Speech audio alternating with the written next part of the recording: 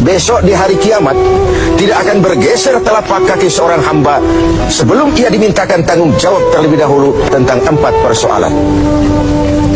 Apa yang 4 itu? Pertama, an umrihi fima afnahu. Umur yang diberikan kepadanya akan dimintakan tanggung jawab kelak di mana umur itu dihabiskan. Diberikan umur 30 tahun ke 40 tahun, 50 sampai 70, 100 bahkan. Sejak kita akil balik sampai ajal datang merenggut nyawa, di mana umur itu dihabiskan. Kita sering main-main, padahal waktu berjalan terus. Kita sering lalai dan lupa, padahal malaikat maut tidak pernah lalai dan lupa. Seorang Nabi Yakub alaihissalam, seketika akan ajal, beliau menanyakan, kalau saya ajal kenapa tidak diberitahu lebih dahulu? Kata malaikat maut, sudah diberitahu. Loh, bagaimana caranya diberitahu? Perubahan yang terjadi pada fisik kita adalah pemberitahuan. Uban yang bertabur, mata yang mulai lamur, pendengaran yang mulai kabur, itu semua pemberitahuan agar kita mawas diri. Umur akan dimintakan pertanggungan jawab di mana umur itu dihabiskan. William Shakespeare memang pernah bilang, waktu hidup itu singkat. Tahu-tahu baru saja zuhur, tahu-tahu sudah asar, baru saja asar, tahu-tahu sudah maghrib. Yang kemarin anak-anak, tahu-tahu sudah punya anak, tahu-tahu, dan tahu-tahu. The time of life is short, kata Shakespeare. Waktu hidup itu singkat betul. Namun waktu yang singkat akan terasa ada manfaatnya kalau kita bisa memanfaatkannya dengan yang sebaik-baiknya. Apalah umur panjang kalau cuma untuk menimbun dosa dan kesalahan. Lebih baik umur yang panjang tapi untuk mengkoleksi berbagai kebajikan. Inilah makna ucapan Nabi, khairukum man tala umruhu wa hasuna amalu. Yang terbaik di antara kamu orang yang panjang umurnya dan banyak juga kebaikannya. Umur ini yang sering kita berleha-leha menghabiskannya untuk sesuatu yang tidak punya nilai, kelak akan dimintakan tanggung jawab di hadapan Allah Azza wa Jalla. Lalu yang kedua, wa an syababihi fima ablahu. Masa muda, pernah diberikan umur muda, di mana dihabiskan umur muda itu? Hura-hura atau untuk sesuatu yang bermanfaat? Dahulu ada seorang selebritis lah kalau zaman kita sekarang, namanya Ibrahim bin Adham, namanya Malik bin Dinar.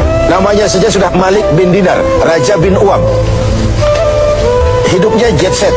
Satu malam dia mengadakan pesta di rumah mewahnya. Datang seorang pengemis, bertanya kepada penjaga pintu, siapa yang punya rumah ini? Bos saya. Iya, Malik bin Dinar. Oh, orang kaya? Orang kaya. Selebriti? Selebriti. Dia hamba apa orang merdeka? Dia orang merdeka. Kalau hamba bagaimana bisa pesta sehebat ini? Orang tua itu senyum lalu bilang, sampaikan kepada bosmu Malik bin Dinar, dia memang orang merdeka.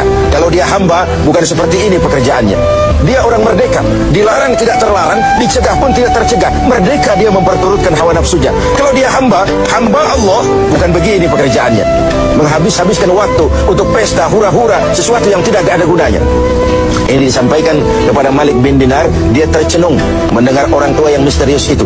Malamnya dia bermimpi kiamat datang, dia akan dia masukkan ke dalam neraka. Karena itulah lalu dia bertobat dan kemudian menjadi ahli sufi yang terkenal, Malik bin Dinar. Masa muda akan dimintakan tanggung jawab. Yang ketiga, wa an ilmihi maza amilabi. Ilmu yang dimilikinya, kemana ilmu itu diamalkan?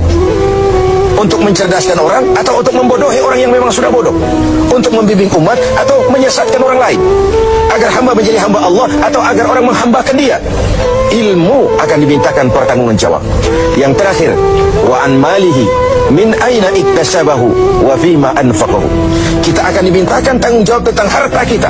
Dari mana harta itu didapat dan kemana harta itu dibelanjakan. Perhatikan yang terakhir ini. Tentang ilmu, pertanyaan akhirat cuma satu, ilmumu kau amalkan untuk apa? Tentang umur, pertanyaan akhirat pun satu, umurmu kau habiskan di mana? Tentang masa muda, pertanyaan akhirat juga satu, masa mudamu kau gunakan buat apa?